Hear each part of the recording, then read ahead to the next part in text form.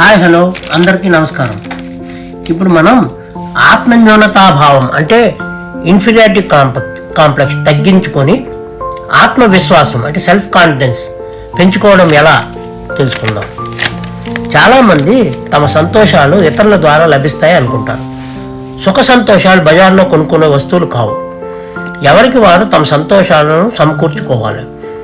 మన సుఖ సంతోషాలు ఇతరుల ఆధీనంలో ఉంటే మనం ఇతరులపై ఆధారపడి జీవించవలసి వస్తుంది. అలాంటి పరిస్థితుల్లో ఇతరుల అహంకారం మనలను నిస్సహాయాలని అంటే హెల్ప్లెస్ చేసే అవకాశం ఉంది.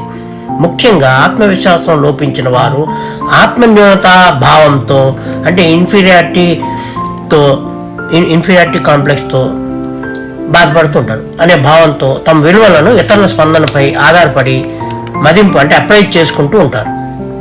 ఇతరులు ఆమోదిస్తే సంతోషిస్తారు, ఇతరులు విమర్శిస్తే అతిగా చలించిపోతారు. మన సమాజంలో చాలామంది ఇతరులను విమర్శించి ఎదుటి వారి కంటే తామే గొప్పవాళ్ళం అనే భావనని కలిగి ఉండటానికి అలవాటు పడి ఉంటారు. అందువలన విశాల హృదయంతో మనల్ని అర్థం చేసుకునేవారు చాలా అరుదుగా అంటే చాలా రేర్గా కనిపిస్తారు. ఎవరికి వారు ఎదుటి వారి కంటే గొప్పవాళ్ళం అన్న భావన కలిగి ఉండటం వలన మన దురభిమానం అహంకారాన్ని ప్రేరేపిస్తుంది, అంటే అహంకారాన్ని స్టిమ్యులేట్ చేస్తుంది. దాని ఫలితంగా అహంకారం అదుపు తప్పి వ్యవహరిస్తుంది.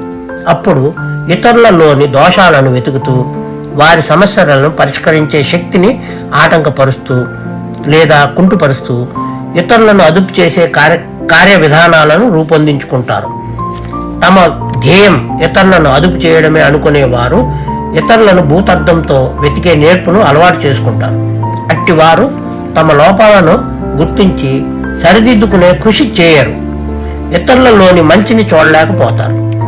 ఒక వ్యక్తిని అతని ప్రవర్తనను వేరు చేసి చూడలేరు. అందువలన ప్రతి విషయంలో ఘర్షణకు దిగుతారు. ఇది మొత్తం విన్న తర్వాత ఇక నుండి అయినా మనం మన సుఖ సంతోషాలు ఇతరుల ద్వారా లభిస్తాయి అనుకోవడం మానేసి మన సంతోషాలను మనమే సమకూర్చుకుందాం. ఈ వీడియో కనుక మీకు నచ్చినట్లయితే don't forget to like, share and subscribe. Thank you.